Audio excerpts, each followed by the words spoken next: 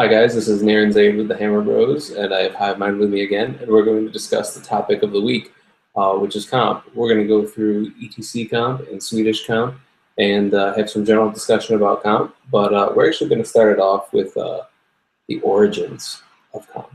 So, Hivemind, you played 40K, you said?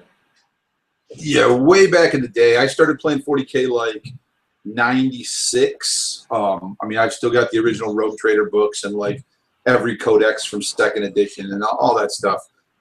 Played a lot and played competitively through second edition, and then third edition came out. It was a good change, but third edition was kind of the writing on the wall, and it was obvious where it was going.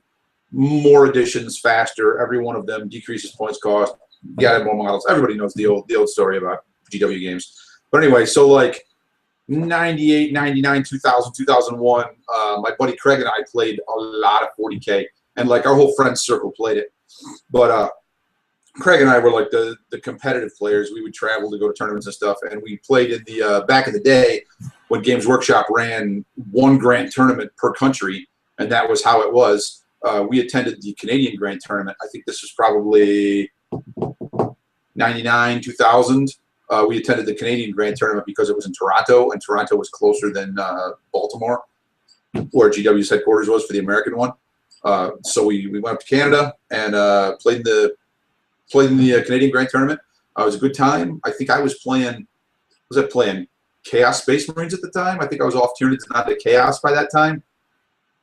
Yeah, it seems right. I think my buddy Craig played Blood Angels or Eldar, one or the other. I don't know, whatever. Space Elves with guns.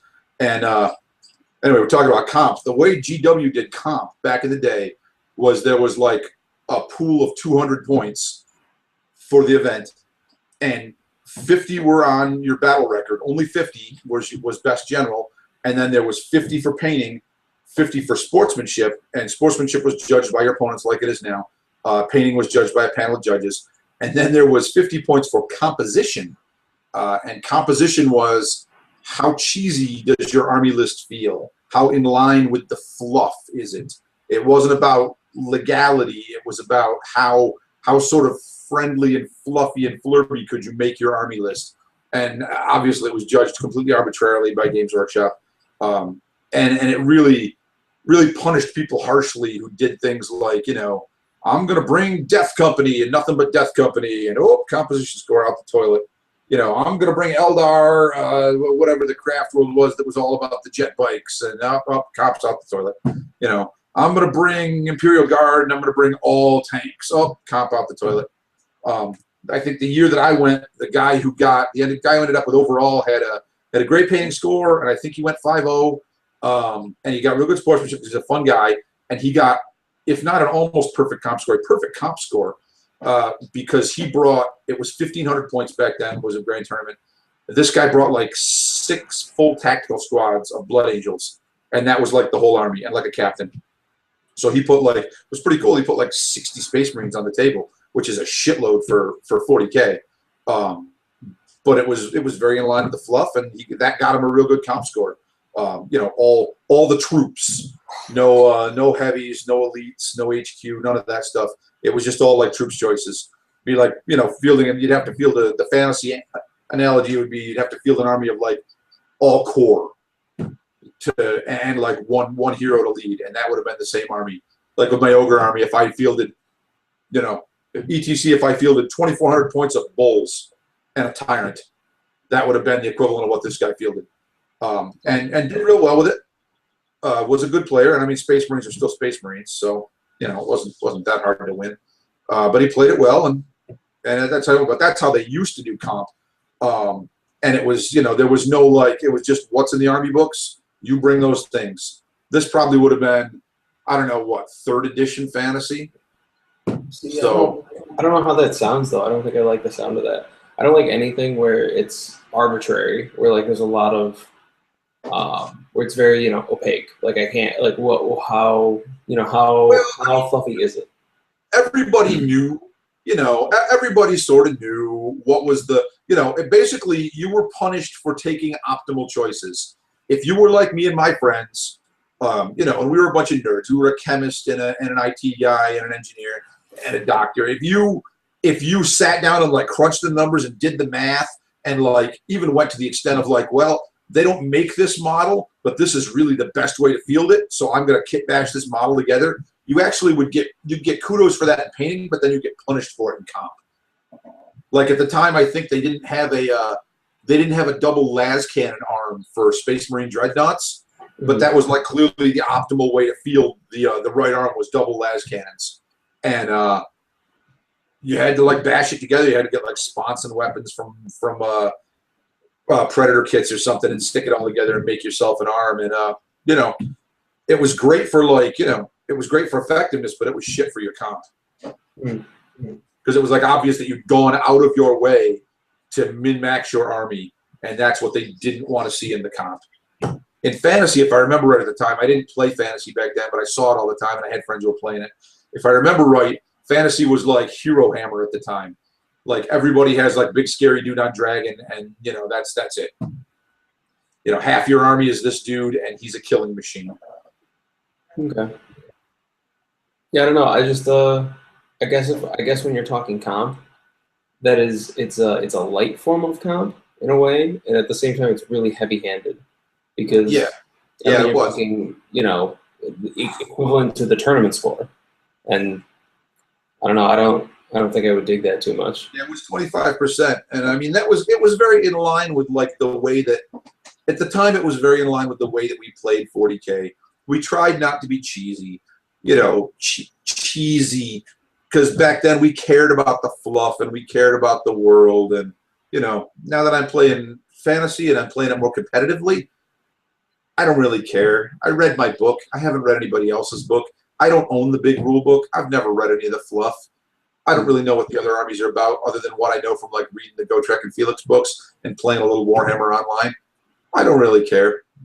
I'm just here to win games. So yeah, I would, if they still did that kind of a comp system, I would chafe. I wouldn't like it. But back then it was a composition score. Now it's more of a comp. I feel like doesn't stand for composition anymore. It feels like it almost stands for compensation. Good point. So, and I will agree that, you know, now that GW is out of tournaments and that the competitive players have taken over running the tournaments, I can see where there's a need for something to fix the game, because GW doesn't make competitive games. They make fun games. They make very breakable games. And fantasy out of the box is a very breakable game. So there's definitely a need for some house rules to smooth it out and make other things viable. So going on to that, I feel like that plays into Swedish really well, because Swedish is about giving everything a score, essentially, and then having that score deduct. What are your initial thoughts on Swedish? Even though I know neither one of us have played it yet, but I mean, we've looked at the comp pretty. We've started to look at it pretty extensively, getting ready for Keystone. So we looked at it a while ago. We started looking at Swedish comp back in like January or something. I mean, real early on, getting ready for Keystone, because it was so foreign.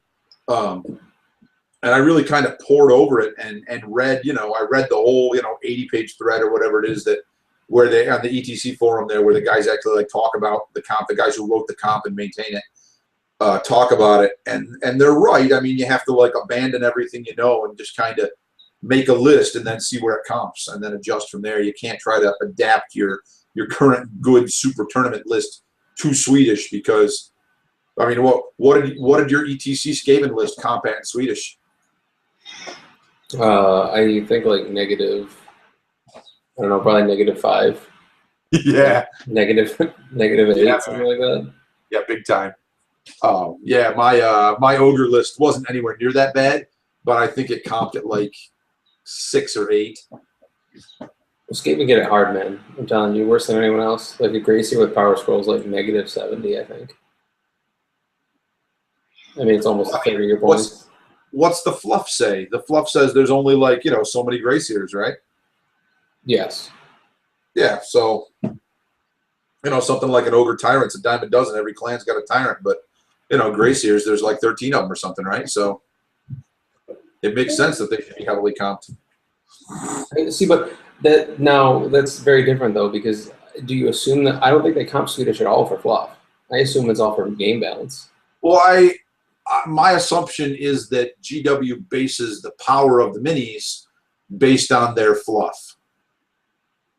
And so there's a correlation there. I don't know if that's totally true. It's probably not totally true because GW is a clusterfuck when it comes to any kind of consistency. I was going to say, But I'm like, man. I think generally speaking, I mean, this is why, this is why some special characters are super expensive, and, things like Chaos Lords are pretty expensive. On the other hand, there's things that make no sense, like, paying 210 points for Bragg the Gutsman. Right. Yeah. That's the thing. But, I mean, the thing about Swedish, though, is the one thing that I find interesting about it is that it does make you play suboptimal things. Only because, but at the same time, you only play the suboptimal things that are comped the least. Like I've been looking at the vampire list and playing the Strigoi King for the higher leadership as a vampire caster counts almost as nothing, and then playing like 2 Master Necros at like death is like -28 or something like that. Where like a level 4 vampire lord is like -40 or something. I think the Swedish guys, thinking back to their thread on it, I think they were very clear about the goal of their comp being to stop seeing the same list all the time. That's really what their comp is trying to do, is to make people field other things. And I think anytime something starts to be too ever present, I think they'll comp it differently. They're very liberal about changing Swedish comp all the time. So, if somebody broke Swedish, kind of I guess like dwarves are now, we haven't played it yet, so I don't know, but apparently dwarves are broken in Swedish. I got to think that they'll adjust. Makes me want to buy 2 of those Kings of War box sets. But anyway, I don't know, man. I just don't like anything that makes me take a math equation and have to do an equation to build my army at the same time as building my army, and not because it's difficult. I feel like because it leaves too much room for things to be broken. You know what I mean? When you make the comp system so expansive that you assign a value to everything besides its point value, someone's going to break something somewhere. I don't know. I feel like that's a chance you take with competitive players. They're going to pour over it. They're going to try to break it, and if it breaks it, then it just shows you a weakness in your system. So fix it. And I mean, eventually you'll arrive at something good. And we have to hope that with all these people playing Swedish, they've already arrived at something good, and we're not part of the playtesting process. Could be. So, moving on to ETC. I personally prefer ETC more than any of the other comp systems, just because it is simplistic, and I feel like it gives you enough choices to where you can take the things you want, and it doesn't feel like you're not allowed to take certain things. Like I can take my Gracier with a power scroll and it's fine, but like in Swedish, it kills it, and there's no room for me to cut too much more, because like again, it's almost a third of my comp points. And you look at the rare section for Skaven anyway, and I mean they neuter it. Don't field rares; they're rare. I guess that's true, technically speaking. I feel like once again they're sticking more with the flavor of the game. Rare things are rare, although it doesn't always hold true, because look at my rare section. I'm bringing 4 friggin' mammoths. Yeah. So it doesn't always hold true, and it's possible that Skaven just got the shaft. I mean, it happens in ETC too. I mean, hell, for a while there, it was a nightmare when they were comping Slaughtermasters at 2. I was like, ugh. Yeah, it was weird. But see, that's the thing though. It was so simple that they were able to fix it, because they're like, oh, wait, too much. Let's knock it back. You know what I mean? And I think that's the beauty of the ETC system. As long as it's well balanced, that's cool. And with ETC, the 5 dice cap is pretty fantastic, and so is the terrain rules. The terrain rules are great, and I feel like they should be all the time, every game. They should be in the game. I like them particularly because they don't punish people for doing cool conversions. Like my Iron Blaster on the Hippo, that thing's probably 2 inches taller than my regular Iron Blaster, but I'm not punished for taking that because it's harder to hide behind a hill. Right. If we're playing the true line of sight thing, Mm-hmm. the actual line of sight, like I played against a guy at our last GT at Unplugged who had an Arachnarok, and it was a really cool conversion. The Arachnarok was like up on some trees, and there was like all webs in the trees and shit. But the thing was like 8 inches tall or something, and him fielding that without playing the true line of sight rules that ETC had would have been horrible. And the flip side of that is, and I haven't seen this happen in fantasy, but I've seen it happen back when I used to play 40K. You get guys who do things like, they'll field all their weapons to you only with the prone guys because they're shorter and they can hide them behind more things. Right. You avoid that cheesiness too. Mm-hmm. Yeah. I do like that aspect of the terrain rules a lot. Yeah, and I mean that's the thing though. See, to me, comp is about making, something competitive, and I feel like ETC comp makes things more competitive. I mean, it levels out the playing field. I mean, that's why you see Beastmen getting all these bonuses, and you see Tomb Kings getting these bonuses, and I feel like it's a boom.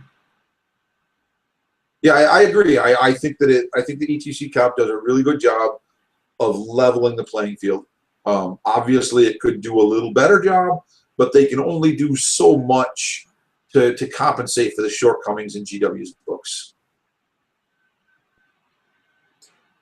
So if you have to pick one of the comp systems to play with competitively for the rest of the season, what's your choice? Well, I can't pick yet. We haven't played Swedish. I might love the shit out of Swedish. You think? I think I gotta go with ETC, man. The terrain rules. The terrain rules literally sell it for me. I don't care what they do in Swedish, because you're gonna be pissed when your mammoth gets cannoned when you're behind a hill or whatever. Nerdhammer's doing Swedish with ETC terrain rules, so that might be the shit. See, that's why ETC's got it, man. When you're taking another comp system's terrain rules and then pushing them over. Yeah, no, good terrain rues. No doubt. I like the terrain rules. Yeah, terrain's one of those things that it's good to have it very standard, I think. So not to the point of like having every table identical. I don't know if I like that, but to have everything act the same way all the time, have no ambiguity about what's what and how it works is good. Right. So coming full circle, playing uncomped Warhammer. Would you rather play uncomped or comped? I don't ever want to play a game of uncomped Warhammer. Could you elaborate? I am playing this game right now competitively to win tournaments. And so I don't see the point in it's like as a competitive Magic player, it's asking me to just sit down and like play kitchen table Magic. No rules, no ban list, no restricted list. Just play with whatever. Oh, we don't care, to go even further, whatever. You want to have 6 of those in your deck? Whatever, we don't care. Back in like the original bad old days of Magic when you could play a deck that was like 20 mountains and 20 lightning bolts. Okay, let's play.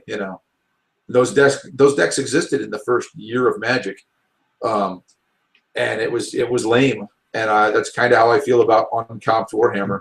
It's just you're either going to get one of two things. You're going to get people who, oh, dude, I just want to play for fun. Why do you bring that broken stuff?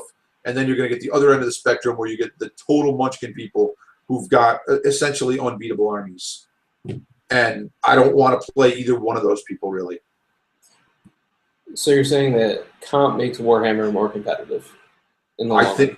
I think comp is a way to facilitate competitiveness and even the playing field.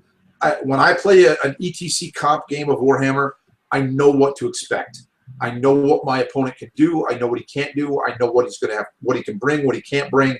Generally speaking, I know I'm not going to have to worry about certain things because they just can't be done. And I like that. It adds, it narrows down the field. It shrinks the focus a little bit. And I prefer that.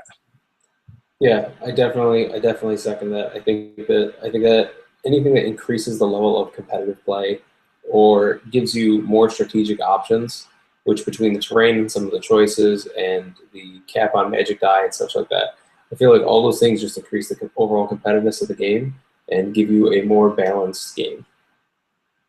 Yeah, that's what I'm looking for is a balanced game where either side could win.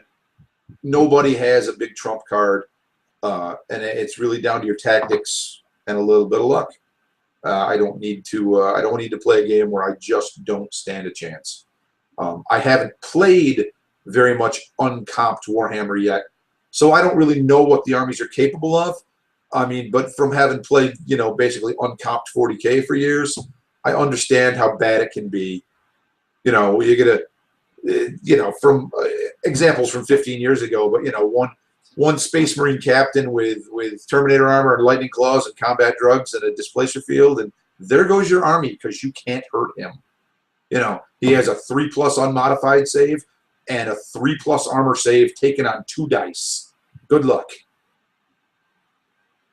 So, and there's nothing like that right now. There's no unbeatable thing. So that's one thing that ETC Comp does that I like a lot. Definitely, and that's why I'm an ETC man. So, do you have any closing comments or anything like that?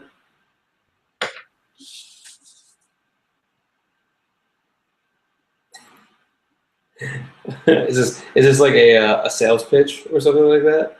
No, this is me taunting you with your car decal. Yeah. Thank you for making that better. So now you know that you see this this Skaven logo on a car outside of a GT. Please don't put like a potato in my muffler or blowing over my car or something.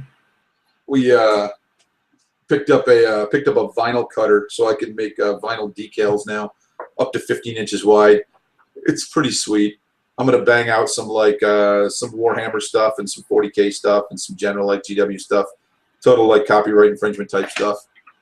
I'll bring a bunch of them to GTs and sell them to people. You too can adorn your car with a big nerdy sticker. It'll be cool. I'm sure a lot of people dig it. I like mine, man. I got those great moss stickers back on the van now. I think they're pretty sweet. I like them. I dig it too. So our next one's Keystone, right? Keystone. All right, guys. So hopefully I'll see some of you guys at Keystone. You heard it here. Maybe you'll pick up an army decal for your car or something like that. But on behalf of Naren, Zade, and Hivemind, have a good night, guys.